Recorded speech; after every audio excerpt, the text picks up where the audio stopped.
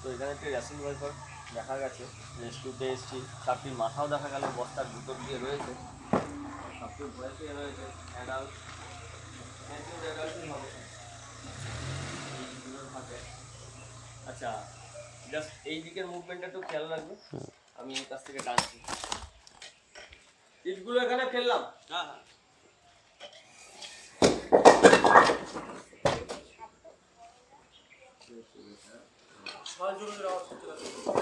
করবে তো, ও তো সাউন্ডই তো আওয়াজ, সাউন্ড করারই তো জিনিস।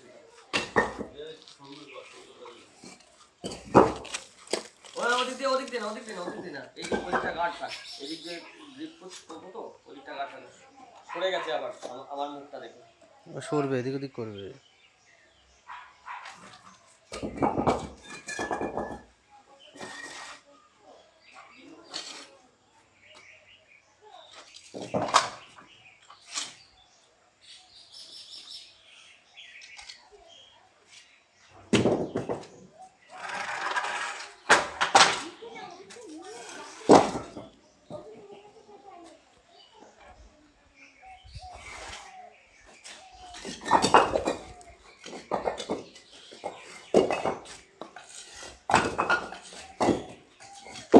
তুমি ওই সাইডটা চলো, ওই দিকটা চলো, দেখো ওই দিক। একজন ওই দিকটা খেয়াল করো, দূর থেকে ওই দিকটা ফলো রাখো।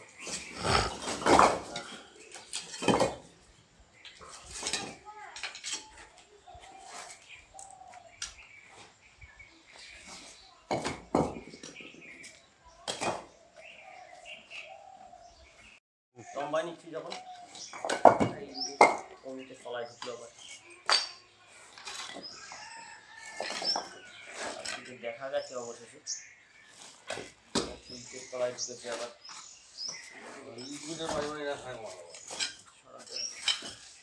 বেরিয়ে আসলে তো কোনো কথা নেই, যে সেটা বলছি নিজের চাপা চাপা খায় না, চাপা খাবে না,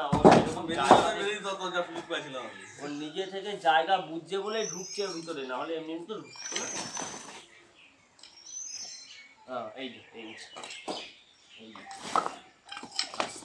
আস্তে আস্তে ছোট সাইজের সাপ। দাদা হাতের সামনে থেকে সরে যাও। ছোট সাইজের সাপ তো খুব লাফায়, এগুলো স্ট্রাইক করার টেন্ডেন্সি প্রচণ্ড। আস্তে,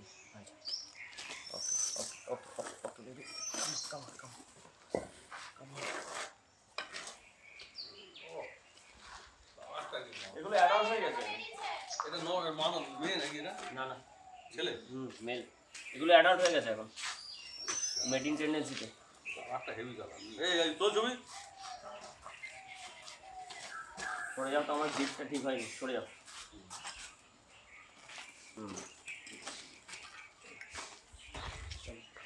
পিছানো পিছানো পিছনে, এই ইয়েটা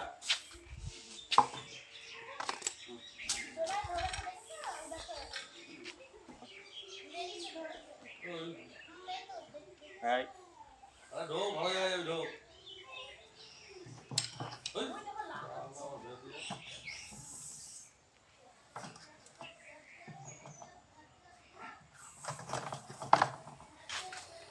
মুখ সামনে আস্তে। দেখো বন্ধু, আওয়াজ মারছে।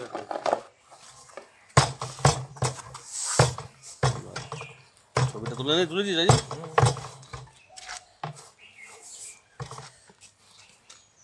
সেই দেখতে মনে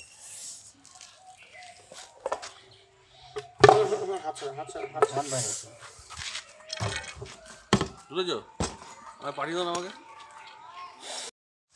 তো এইমাত্র একটি রাসেল ভাইপার রেস্কিউ হলো, তো এখন এটিকে রিলিজের পালা, ছেড়ে দেবো। এটি এখন মোটামুটি সাব ম্যাচিওর, তবে এখন এদের শুরু হয়ে গেছে পজিশন, মেটিং সিজন। যা তোমার নেচারে সুন্দরভাবে তুমি মিলিয়ে যাও।